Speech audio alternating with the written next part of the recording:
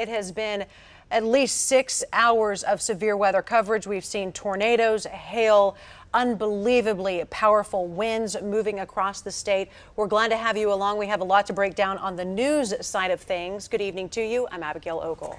Hello, everyone. I'm Jessica Shambach. Yeah, we've got a lot of power outages that we want to talk about. We're here along with Evan Onstadt right now. Yeah, so let's get to the power outages first. Let's take a look at the statewide view.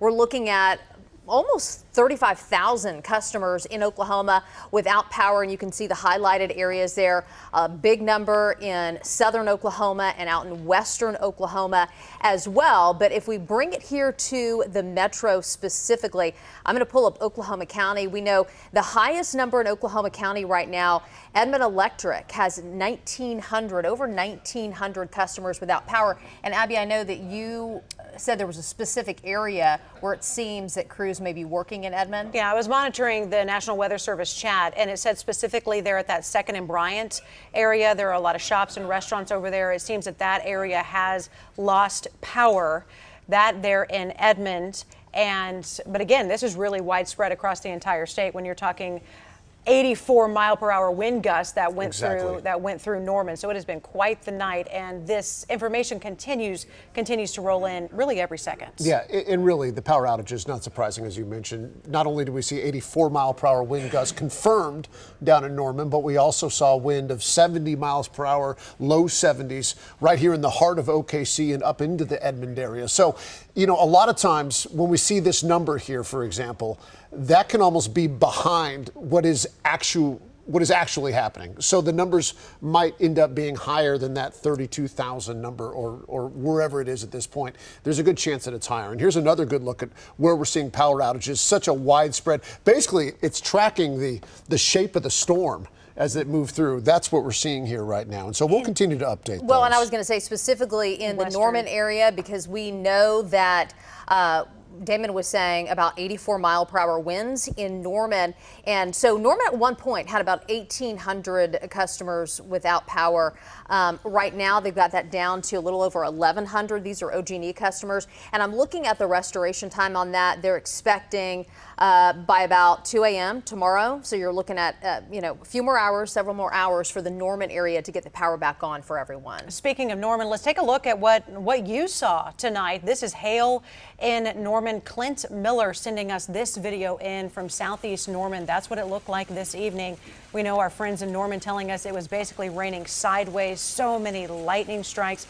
Jess just mentioned the power outages. And speaking of those power outages, we saw a lot also kind of in the western part of the state. And Arnett, just outside of Arnett, we had our Buck King in that area right around 6:30, and he was looking really toward the west. This was right on the Oklahoma-Texas state line, and that is a classic funnel right there. This was just about I wrote down 6:27 p.m. that Buck King had this. He was in Arnett shooting this tornado a little bit to his west. Right. So our meteorologists were saying they believe this actually stayed in Texas because it was right there on the Texas-Oklahoma border. This, by the way, Arnett is Ellis County. It's far western Oklahoma there along the border. And yeah, Buck King was on this one, and he said it looked like it was pretty much an open field from where he was. But again, our meteorologists will have to confirm. We'll have a better idea tomorrow if this actually moved into Oklahoma or if it would actually just stay in Texas, which is what they believe that it stayed there. That was such an impressive tornado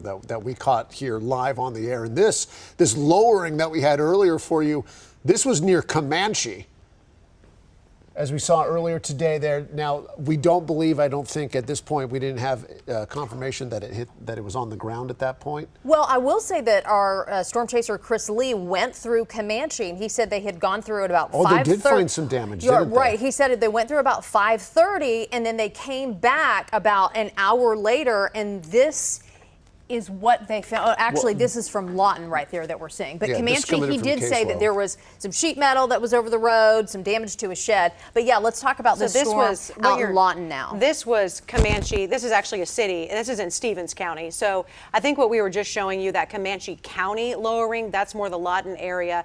And then some damage that we saw in Comanche, that's in Stevens County. But all there in the southwestern part of the state where they they really got the brunt of this storm. At some point, there were reports of people trapped inside of a building that had collapsed. That has since been cleared. At this time, we have no confirmed reports of any injuries there, but a lot of damage for our friends in Lawton, Comanche County, Stevens County as well. Okay, we just got some information sent in to us on that. I don't know if we could go back to that the Lawton storm, and we can talk about this too, because Sky 5 was showing some of the dust that was blowing up as the storm was moving through. But what we are getting from Comanche County and the city of Lawton is that there were some minor damages to the structure, several down power lines affecting more than 16,000 customers, multiple damages to cars, saying because of the hail, from dime to baseball size hail. No injuries reported out there, so that's good news. There was a commercial strip mall that had some partial roof damage, a roof collapse there. Crews are out. They're working to clear the roads from any debris as well. Again, that in the Lawton area. One thing that I saw, though, what they're reporting is that they said emergency services crews from across the city, across the county, that they've responded to over 113 storm-related incidents in just a 2-hour period.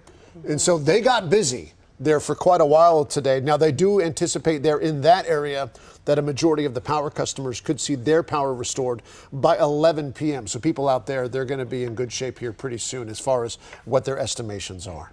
I also wanted to quickly mention, we did get some updates from Roger Mills County. They have a few windows knocked out there, trees down in Crawford, power lines down. They had a carport that was blown away in Hammond. This all coming from the Roger Mills emergency manager there. They are still checking on folks out in Roger Mills, far western Oklahoma.